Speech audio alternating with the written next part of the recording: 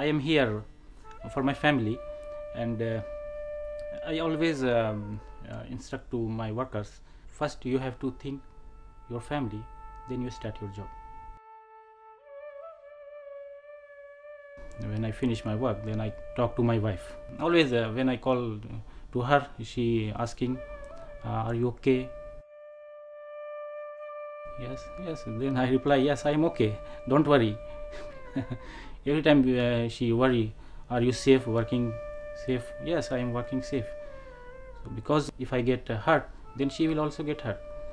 So I will break her smile, because I want every time she can smile. So if anything happen to me, then she cannot smile.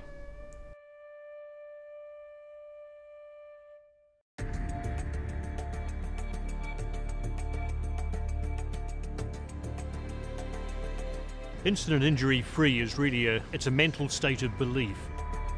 It's the values in which we work towards safety to ensure that everyone goes home safe every single day. We've recently reached 50 million man-hours LTI free. 2 years ago, we had to question, was that really possible? We made that commitment to ourselves, not really sure how would we get there, but we have.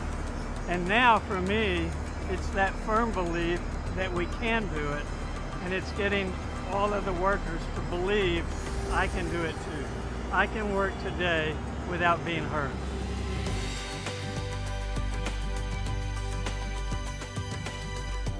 Everyone wants to be safe, and so you have a single purpose that starts to bind people in any culture. We touch upon them that we recognize that they have left their families, all of them. And we touch upon them that it's for us success if they go home safe. I feel personally accountable for the welfare of the 52,000 people. 24 hours a day, 7 days a week. We have to train them to work as safety officers for themselves and for the people working around them, to ensure they are working in safe conditions. And what it means is when they're on site, they will be willing to intervene if they think something's unsafe. Yeah, they will feel that we've given them that responsibility and accountability to make sure that what they do is safe every day. So Safety Day, I think it's two things. One, it's a celebration of what we've achieved so far. And I think it's an acknowledgement, saying it's an acknowledgement of all the effort people put in. People are starting work at 5 o'clock. It's hot, you know? It's very hot. They work long days, and it's acknowledging, you know, that they are taking the effort to be safe.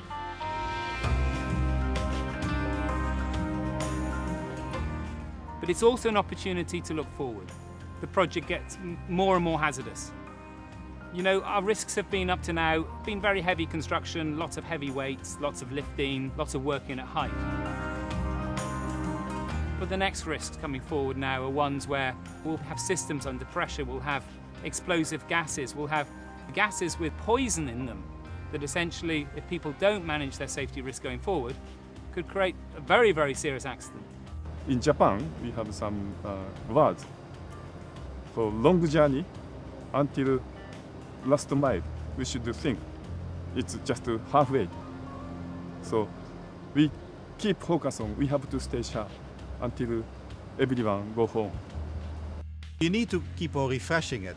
First of all, for the hazards, which will be changing over time once the project progresses, and also new people will come.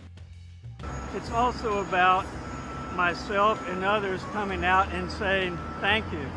You've really done a good job, and I appreciate it. It's a personal thing for them as well. I mean, seeing them happy, having a gift or a certificate that they can carry after the project. Hopefully this will be like part of their history, and also talking to their children later on when they leave this project, which is very good. We have, I think, 50 nationalities at least represented in the workforce, with at least that many languages and dialects. So communication itself is an issue. So making it relevant, I think, is all about finding a way of motivating each group in its own particular way.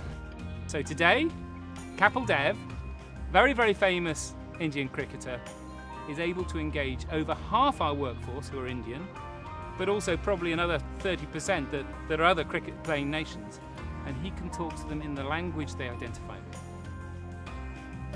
When you look around the work they are doing, I think unbelievably big. I haven't seen any project bigger than this in the world. I think Shell have gone much higher in my imagination, how closely they watched the interest of a human being, and that's why the success is so pretty.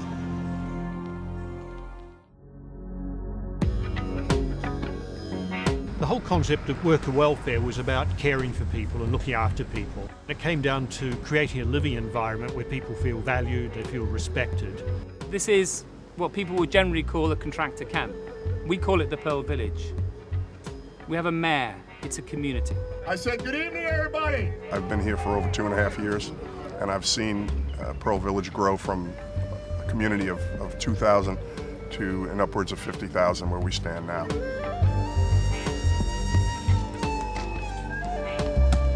The intent was to create a home away from home. With all these events that we have going on in the Al-Muntaza every night, and also the events going on inside the camps, we've managed to accomplish that. 3, 2, 1. We can't tell people we care about you 10 hours a day and then send them home, put them in a cheap bed with no food. We have to care about them 24 hours a day. We look for their mental health, their nutritional health. We make sure that they have a place to relax, play a game, have fun. I think they love it. They've worked in many other places abroad. Never have they encountered the concentration on workers' welfare like we do here. Quite importantly, that we have communication opportunities for people to ring their families, with Skype and other things. If I wasn't able to communicate with my family and I knew there was some problem, and my mind would be focused on that rather than the work I'm doing. By taking the distractions away, helps people focus on the job, it helps them do a better job, helps them be more productive. Of course, like any town or any village, people have issues. And for that we've established what we call our Aunts and Uncles program. So these are volunteers from within the contractors. They're not paid any extra, they do it just because they want to do it. And they're there really to listen to people. And often just by talking it through, people resolve a lot of the issues that are making them uptight. If that can't be resolved, the aunts and uncles are able to refer these people to psychologists we have. So it's all about trying to look after the mental well-being of people. When you take care of them, they will tell you that Shell is serious about safety because they show that they are prepared to spend money and effort to take care of the workers. And if you do that, I'm a very strong believer that if you take care of your workers, your project will be a success.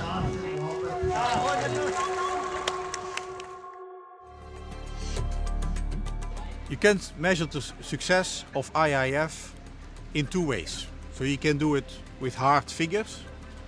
If you look at those hard statistics, we are best in class and we're getting better every month. We've got to 50 million hours without a lost time accident. That's a record for Shell in 100 years of history in any project that Shell's ever engaged on. I think the second thing I measure it is just the attitude of the people. And when you actually engage individually with a worker, do you see an expression of their commitment to safety? And I think what we've done on Pearl is we've created a culture where people believe now they can be safe. They believe that we don't need any accidents whatsoever. And I think that really makes us feel that we're getting to the place we really wanted to get to have an instant injury-free project.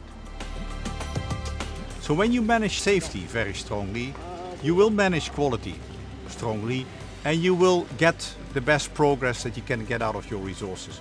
And I've seen that here. You just feel pride. We have a great leadership team on Pearl GTL, yeah? And I'm really, really lucky with the people I have working with me. When you see in the faces, you see the energy, you see the commitment, you see the passion, you see the delivery, you see what we're building. It's the largest construction site in the oil and gas industry. You just have to pinch yourself and say, I'm just enormously proud to be part of this.